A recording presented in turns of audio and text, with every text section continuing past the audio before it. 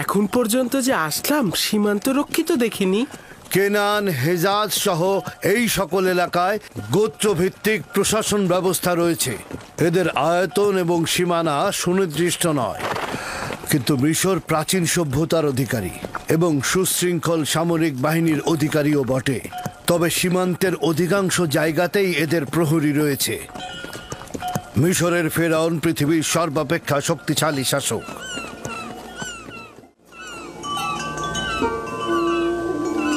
খোদাবান, আমি নিজেকে তোমার উপরে অর্পণ করেছি। এখানে তুমি ছাড়া আমার আর কেউ নেই।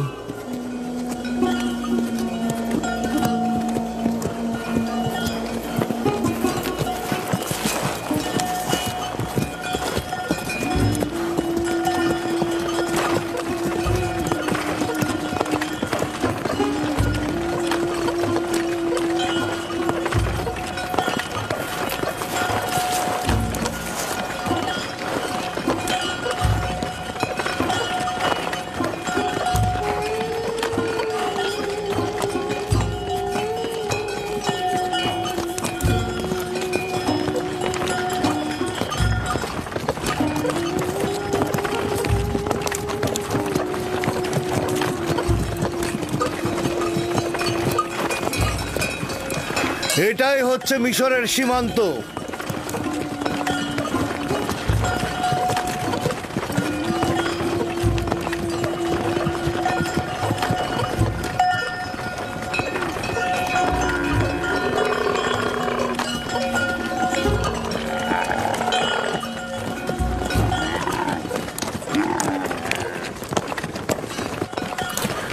জানি না কোথায় যাচ্ছি। এই অজানা গন্তব্যে খোদা তাআলা তুমি আমার সহায়।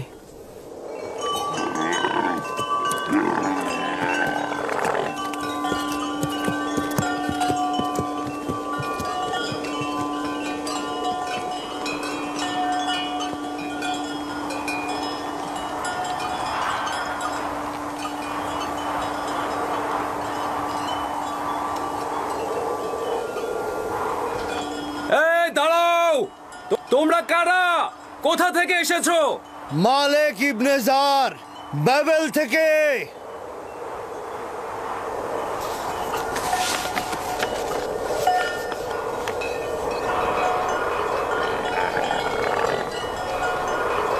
তোমরা যেতে পারো। চলো।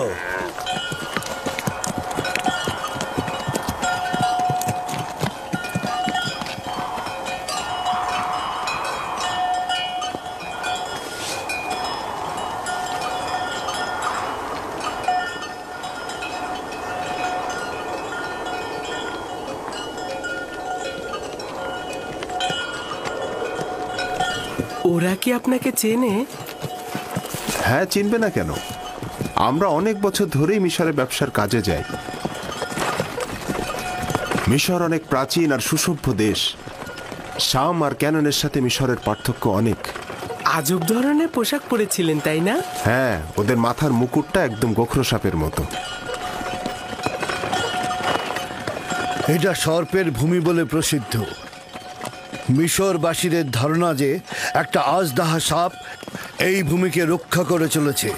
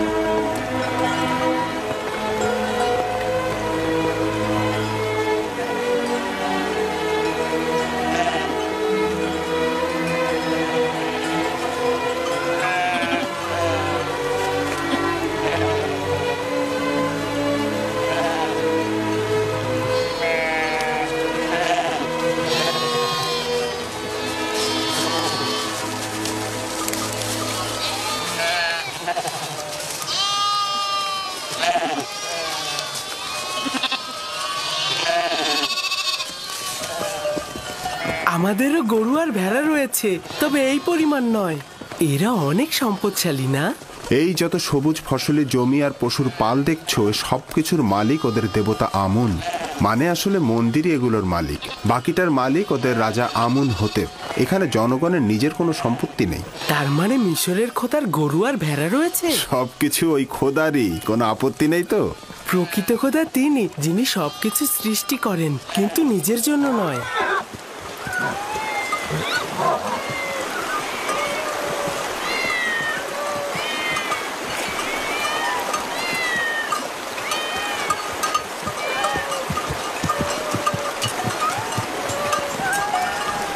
এই বিড়ালগুলো এখানে কি করছে? এই শহরের লোকদের খোদা হলো বিড়াল। এটাই এই শহরের মন্দির, শহরের ঠিক মুখে। এই শহরের মানুষ বিড়াল খুব ভালোবাসে।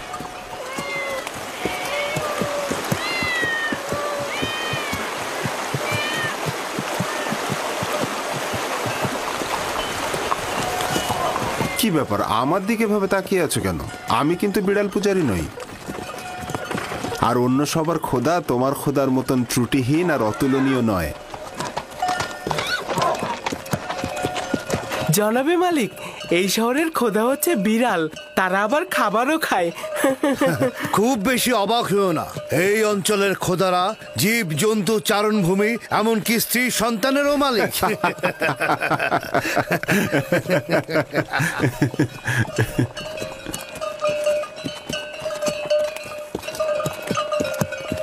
তার মানে মিশরে একাত্মবাদী খোদার ইবাদত হয় না?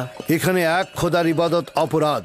তুমি কখনো এক খোদার কথা কাউকে বলবে না, আর ভুলেও কখনো এদের খোদাকে তিরস্কার করবে না, তাহলে কিন্তু রক্ষা পাবে না।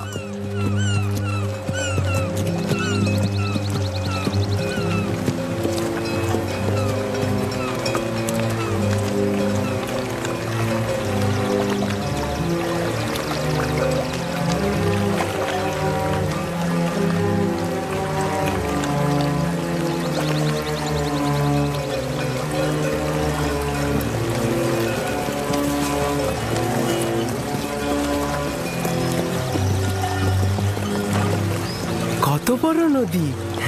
এটা কি নীল নদ? এটা ছোট নীল, নীলেরই একটা শাখা। নীল নদ এর চেয়ে আরো অনেক বড় আর পবিত্র।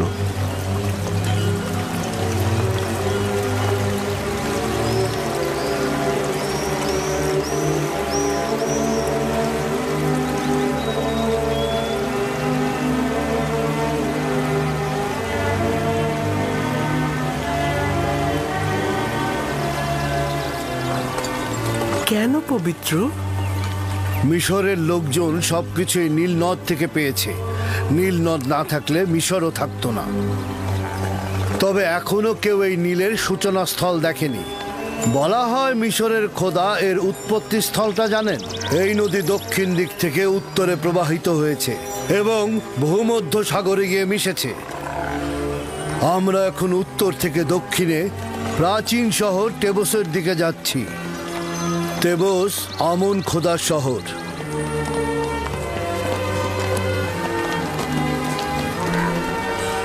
নীলের ওই পাশটা পশ্চিমে মৃত ব্যক্তিদের দুনিয়া।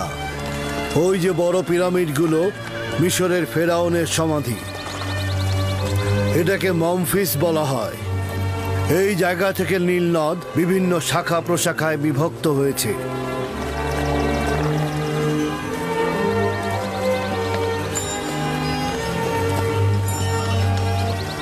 যদি ইউসুফকে মিশরের একজন সম্পদশালী ব্যক্তির কাছে বিক্রয় করি, তাহলে ইউসুফও যেমন প্রশান্তি ও নেয়ামত পাবে, তেমনি আমরাও অধিক লাভবান হব।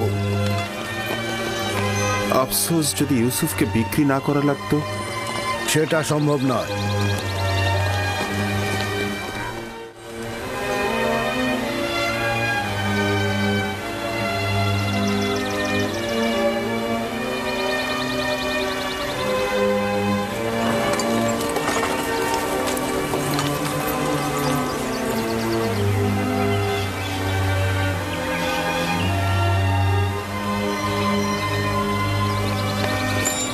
আমরা দক্ষিণের দিকে যাব। সম্মুখে একজন মৃত ব্যক্তির সমাধি দেখা যাচ্ছে। ওই যে পশ্চিম দিকে দেখো। এই নৌকাটি মিশরের প্রাচীন ঐতিহ্যের প্রতীক। কোনো সম্ভ্রান্ত ব্যক্তি মারা গেলে এইভাবে নৌবহর সাজিয়ে নদী পরিভ্রমণ শেষে নির্ধারিত স্থানে তাকে সমাহিত করা হয়। ওই যে দূরে অনেকগুলো দরজা দেখছো, ওটা এই নগরীর প্রধান ফটক। আমরা ওই পথ দিয়ে প্রবেশ করব।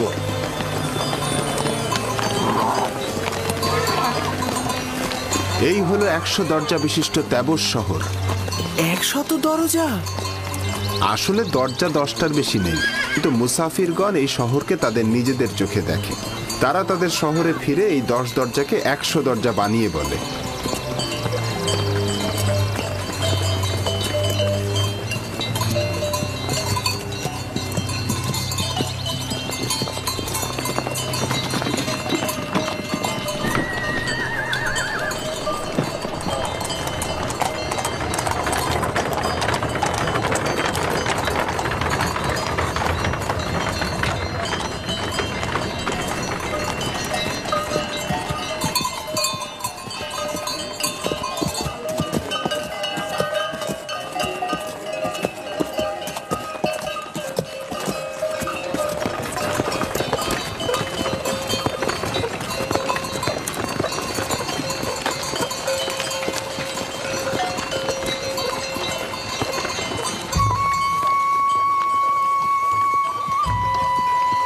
মালেক ইবনে জার, বাবেল থেকে।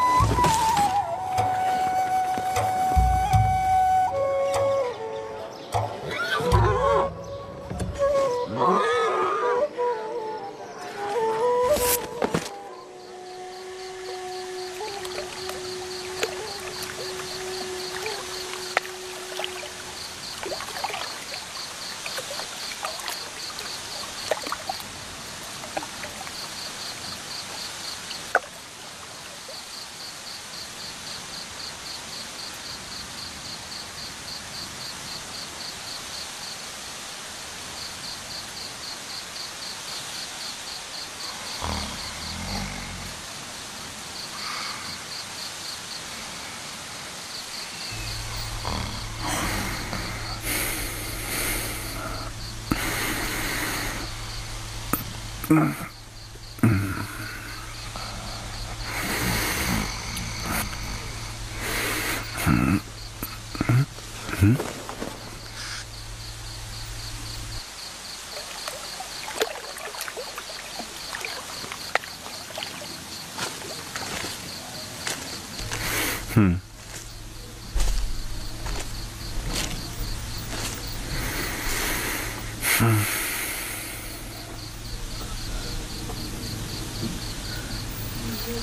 হয়েছে?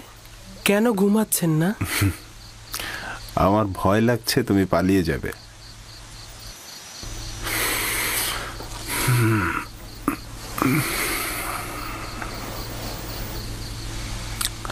আসলে তুমি কে? তুমি খুব সাধারণ কেউ না। আমি তো পূর্বেও এর উত্তর দিয়েছি।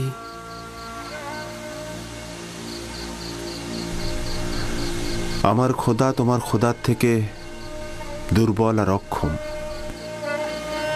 তোমার খোদার সম্পর্কে বলবে?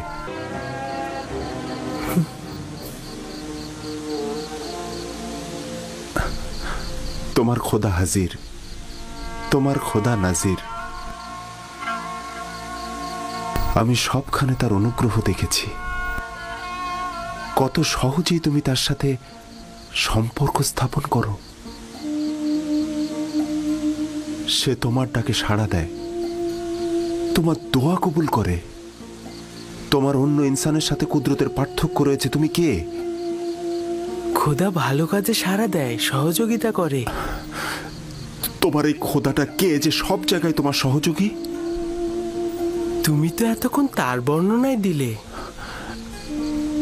তার প্রতি আমি ঈমান আনতে চাই। তুমি ঈমান এনেছো, তার প্রতি তো তোমার ঈমান রয়েছে। আমার ঈমান রয়েছে?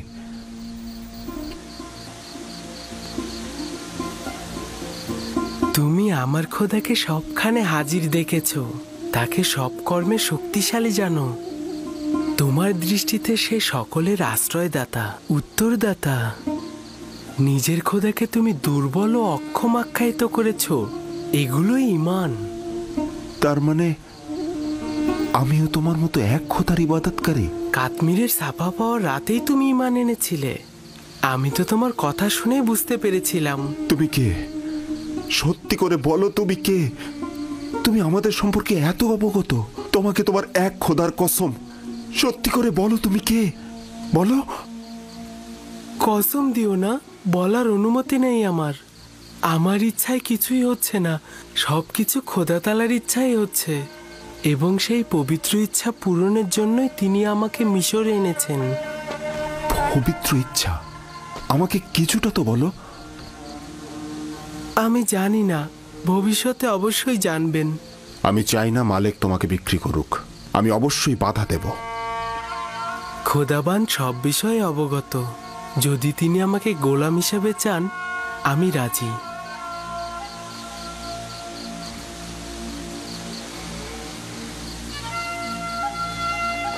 খোদাবান সকলকে ভালোবাসেন, সকলের দিকে লক্ষ্য রাখেন। এখনো বলবে না তোমার পিতার নাম? আপনাকে বলেছি তো, আমি কূপের সন্তান। যে কূপ থেকে তোমাকে বের করেছি? ঠিক আছে, বলো না। একদিন তো অবশ্যই জানতে পারবো।